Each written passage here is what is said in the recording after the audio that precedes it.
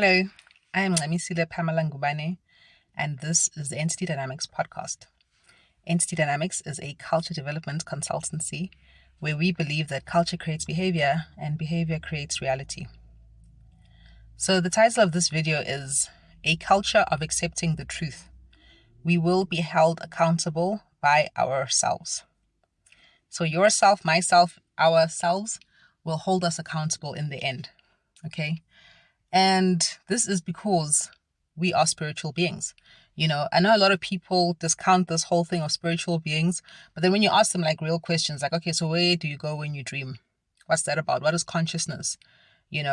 Why is it that concepts such as love can be felt? How come you can feel someone's vibe? Why can people see auras? Which a lot of people can actually see auras. They just don't know that they're seeing an aura. Aura is basically the electromagnetic field within any object.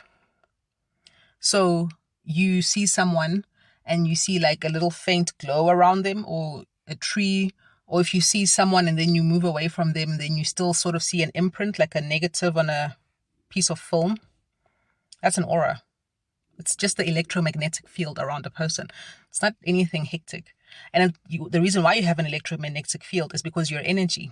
We're all energy. Everything is matter, is energy. It's energy that is constructed in a certain way.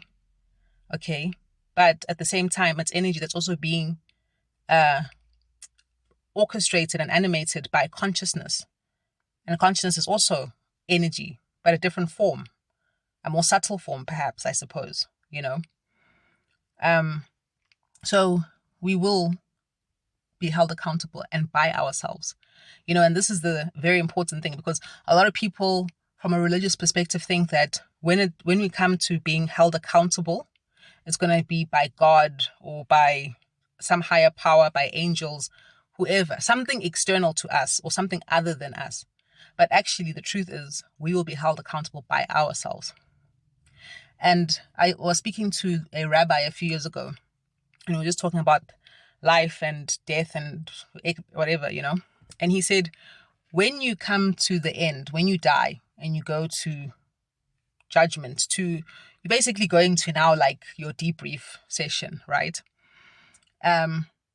You will be shown. So if you have passed, right? If you've done the things, you've accomplished your mission and you've been, or you should have been, right?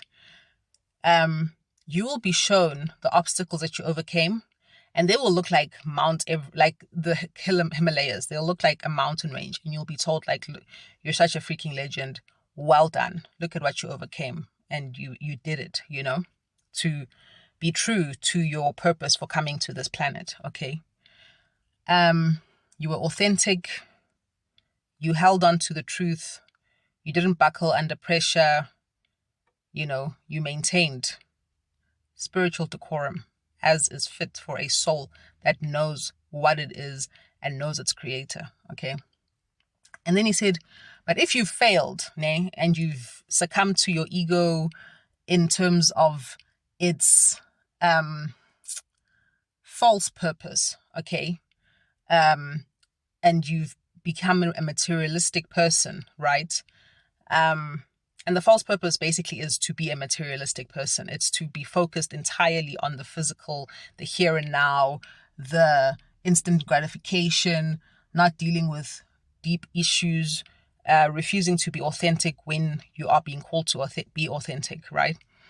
He says you'll be shown the obstacles that you failed to overcome in your journey to fulfill your soul mission, and in your call to be authentic.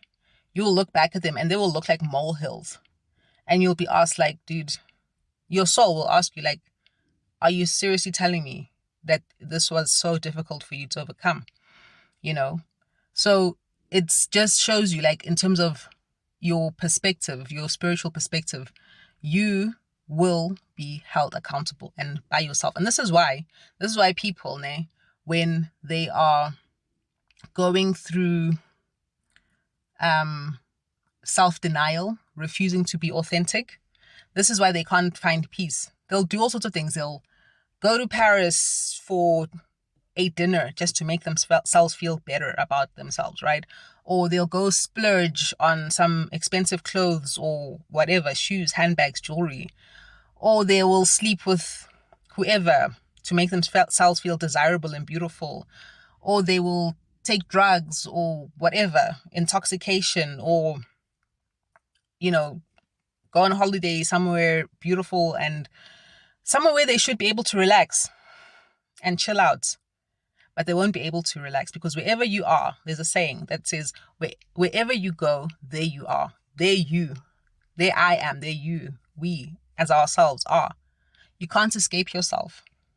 So even that accountability that we will be held to by ourselves, we are being held to it by ourselves every day. Our conscience is telling us every day, you didn't choose authenticity at that point.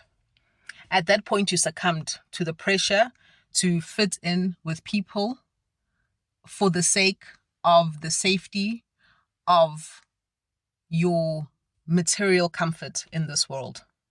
Material comfort that comes from being validated by other people, that comes from fitting into a work culture or a relationship that is undermining your authenticity, that is asking you to be something other than what you are, that's telling you that your purpose for coming to this planet is not valid, it's not true, you're just lying to yourself.